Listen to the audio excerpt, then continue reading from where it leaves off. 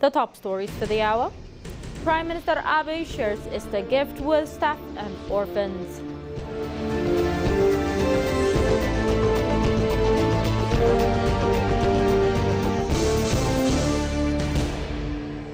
And Ethiopian Christians observe Holy Thursday, marking the Last Supper and Christ's humility.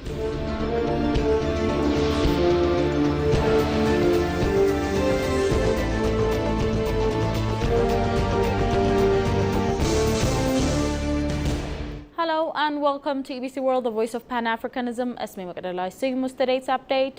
Do stay with us. Prime Minister Abiy Ahmed today shared holiday support items with low-income staffs at the office of the Prime Minister, as well as orphaned children under its care. The gesture ahead of the Easter holiday underscores efforts to support vulnerable groups and promote unity during the festive season. The Prime Minister's office says the initiative reflects a continued commitment to compassion and social responsibility.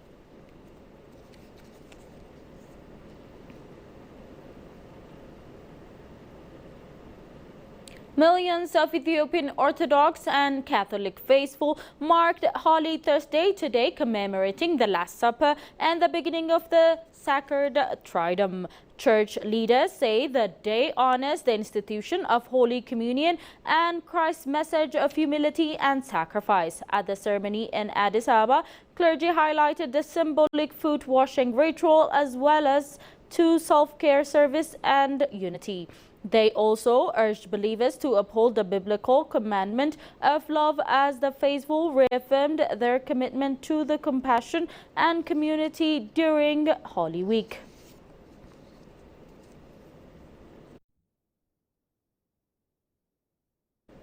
Christians around the world are marking the Holy Thursday, a solemn day that commemorates the Last Supper of Jesus Christ and the beginning of the Sacred Triduum. The observance reflects the moment Christ shared his final meal with his disciples, instituting the sacrament of Holy Communion and offering a profound message of sacrifice, humility, and love. The following short video takes us back to the moment the Last Supper. Take a look.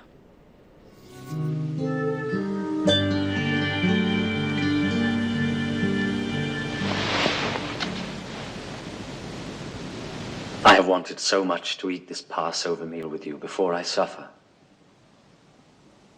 For I tell you, I will never eat it until it is given its full meaning in the kingdom of God.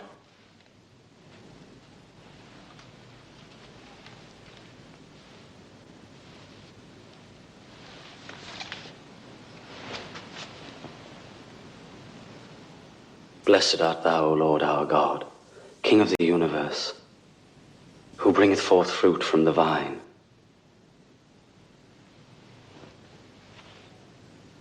Take this and share it among yourselves. For I say unto you, I will not drink of the fruit of the vine until the kingdom of God comes.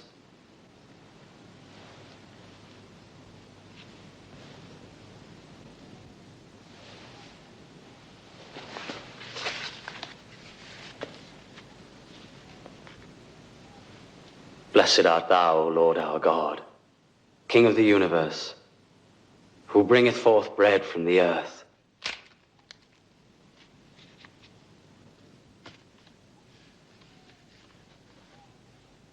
This is my body which is given for you. This do in remembrance of me.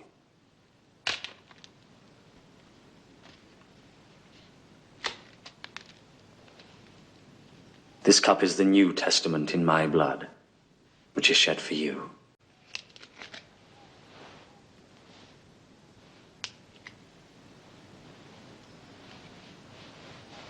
But behold, the hand of him that betrayeth me is with me on the table.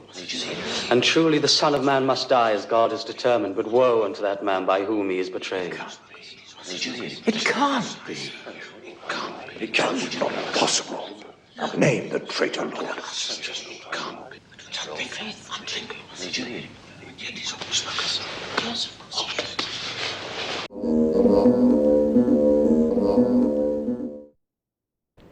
Burundian president has arrived in Addis Ababa for an official working visit. He was received by Deputy Prime Minister Temesgen Terune as the two countries continue to strengthen bilateral ties and expand cooperation across key sectors. Jerusalem Bezaha reports.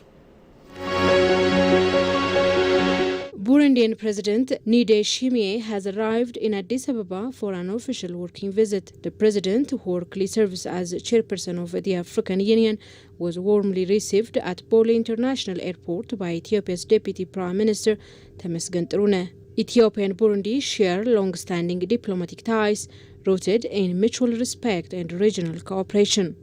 Meanwhile, the two countries have reaffirmed their commitment to strengthening bilateral relations following the conclusion of the second Joint Ministerial Commission held in the Ethiopian capital. The high-level meeting brought together senior officials and technical experts from both sides, focusing on expanding cooperation across political, economic and social sectors, with an emphasis on delivering tangible results. In his concluding remarks, Ethiopia's Minister of Foreign Affairs, Gedeon Timotheos, commended the Burundian delegation for its active engagement and highlighted the steady progress in relations between the two nations.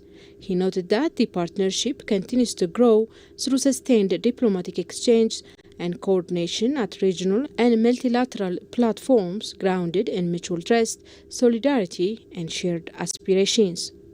Our relationship is characterized by mutual trust, solidarity, and close coordination. We are indeed committed to taking it to even greater heights.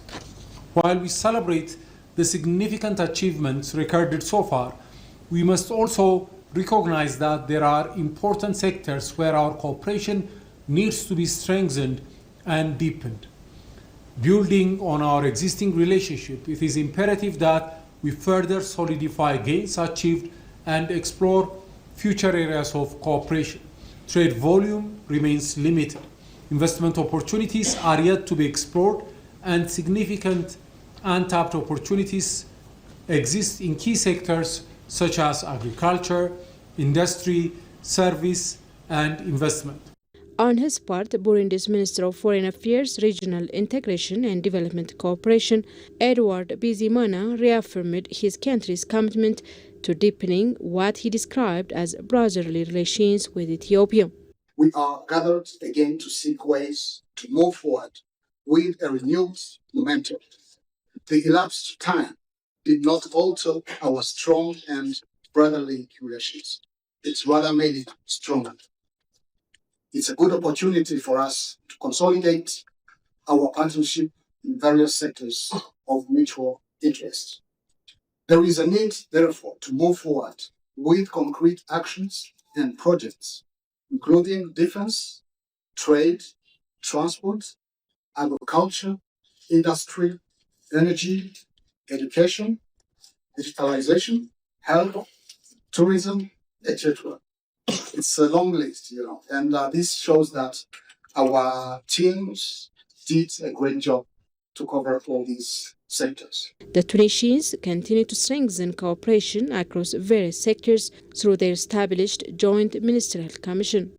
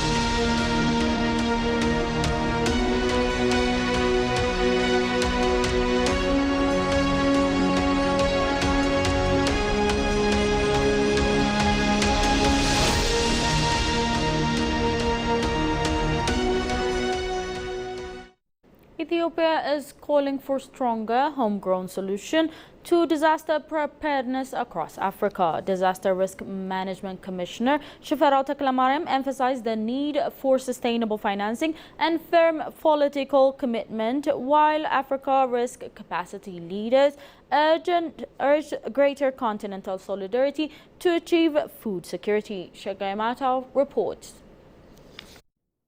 Ethiopia has long symbolized independence and resilience, resisting colonial rule and now strengthening its capacity to face man-made and natural challenges. Despite occasional financial pressure, the country is advancing towards self-reliance, especially in achieving food sovereignty. To support this, Ethiopia is implementing initiatives for financial independence and was chosen towards the 16th African Risk Capacity Session. The two-day forum themed Strengthening Africa's Resilience, Integrated Disaster Risk Management for Sustainable Development brought together 300 delegates from 39 member states and international organizations. Speaking at the event, Commissioner of the Ethiopian Disaster Risk Management Commission, Shifarao Taklamaryam, highlighted Africa's critical need for sustainable financing and reaffirmed Ethiopia's commitment to long-term strategies for food sovereignty and self-reliance. For the ARC Group to fully realize its mandate, it requires a strong political commitment, as well as a robust, predictable, and sustainable financing mechanism.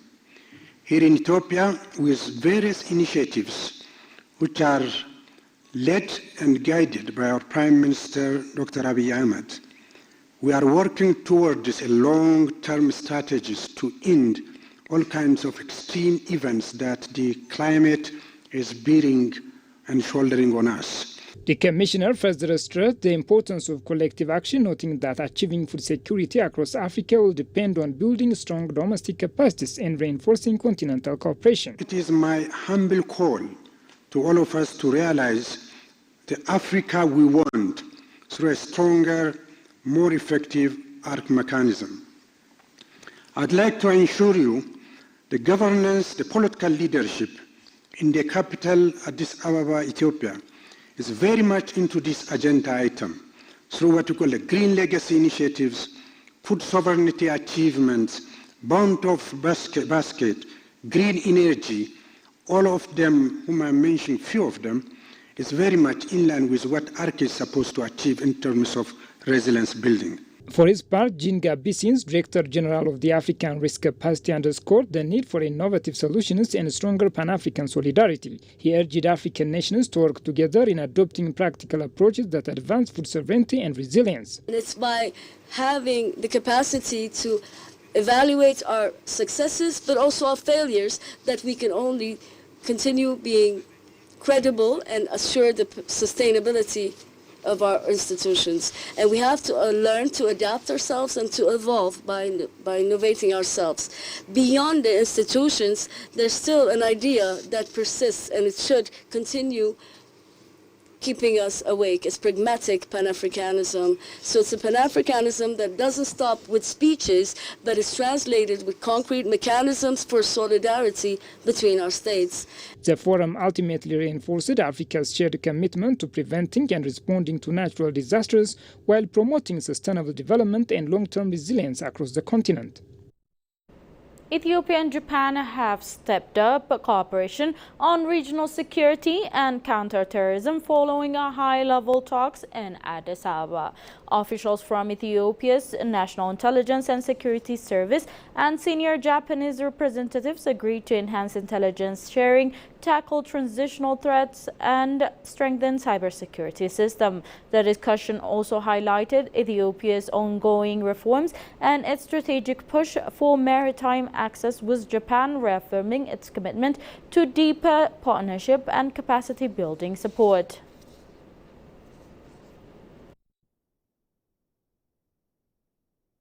Legal experts claim Egypt should pay Ethiopia for whole benefit package it received from Blue Nile and Grand Ethiopian Renaissance Dam. He also said all colonial era agreements on Nile water were initially unacceptable, for they didn't include most riparian states.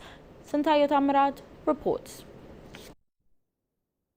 Speaking to EBC World's Viewpoint, Directing Manager of Praetor Research and Consultancy Center and former President of Praetor Business College mentioned a U.S. author who said unlike the U.S. farmers, Egyptian farmers are very lucky for receiving each year free fertile soil and fresh water from Ethiopian highlands. Campbell Nida is a writer. The book is known as The Old Past and the Present. On that, he wrote that Egyptians are very lucky.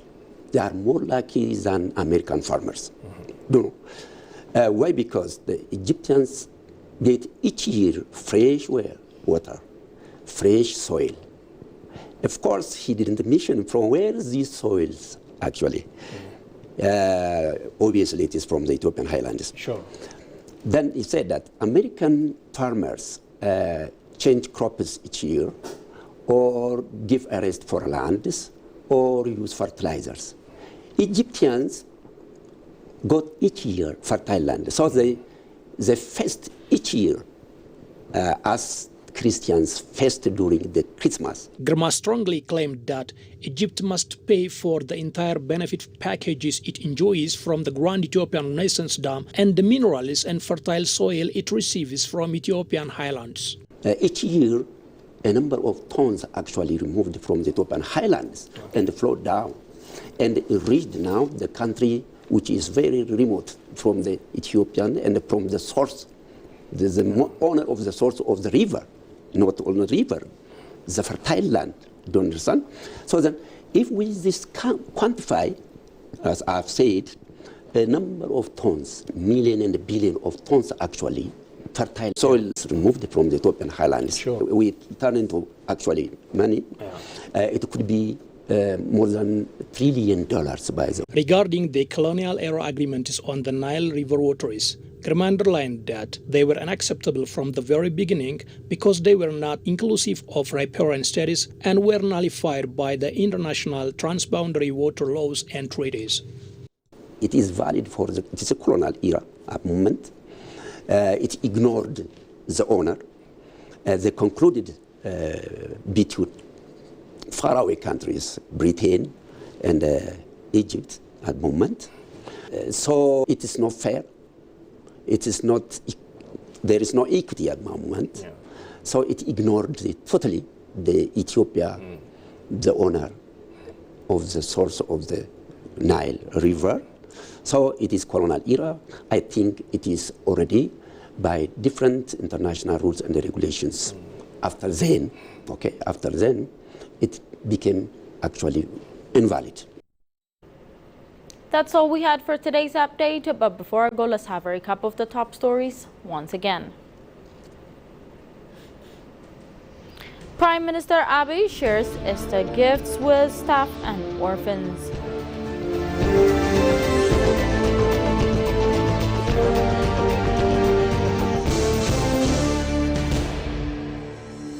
And Ethiopian Christians observe Holy Thursday, marking the Last Supper and Christ's humility. Thank you for tuning in to EBC World, the voice of Pan-Africanism. It was Mohammed El Aoussi with today's update. Goodbye.